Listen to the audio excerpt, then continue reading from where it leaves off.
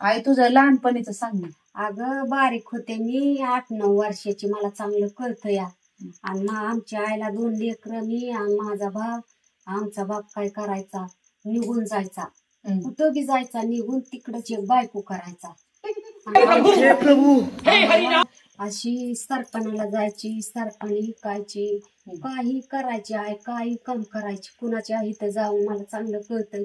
मी माग जायचे, मला सगळं कळतंय. आमचा बाप जायचा, दरवर्षी आमचा बाप जायचा, तिकडच एक बायको करायचा.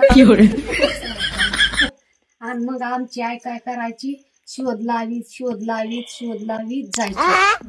आणि हिवडूशी मी 7-8-10 वर्षाची असन बा, म्हणायचा मला बारकी पोरगी भाकरी घालाय नेतो, वाटलं दिसतंय. आणि बटाटा हे काय ज्वारीत काय टाकायचं, तसली ती रानात बडबडा होता, तसला काय बिळ मला नाही काय कळत बर का.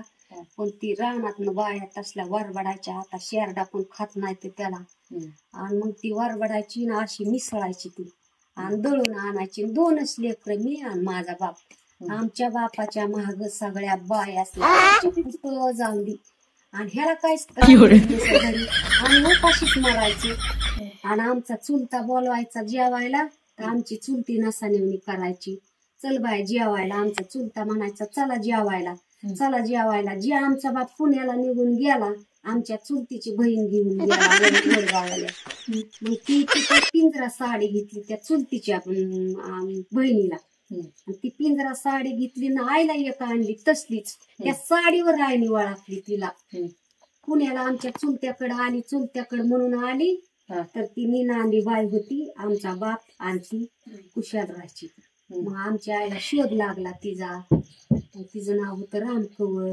मग आमच्या आईने भांडण सुरू केलं की आमचा बाप आला. आल्यावर आम्हाला खाया प्या भेटायचं, आणि लय लेकरं लाडकी. पण ह्यो फापलायचा तरुणपणात, आम्हाला समजत नसं नीट काय नसं, आणि आमच्या आईला सोडून द्यायचा बेत केला. पण माझ्या थोरल्या मावशीने तिचं नाणं केलं. आमची मावशीच माहेर करायची सारं. अरे बबन तिकडं जाऊ नको, अरे दाजी तिकडं जाऊ नको. माझी मावशी लय चॅप्टर होती, आणि माझ्या मावशीमुळं माझा बाप थांबला तिथं. नाहीतर त्याने कुठतरी आम्हाला सोडून अजून बायको करून संसार दुसरा केला असता. पण माझी मावशी आहे का नाही, मावशीनेच येडं केलं त्याला. संभळ म्हणली माझ्या बहिणीला, नाही तर मी हानीनच तुला. संभळतो म्हणायचं वहिनी. ती निघली माझ्या बापाचा मावस भाव जे निघली, त्याच्यामुळं आमच्या आईचं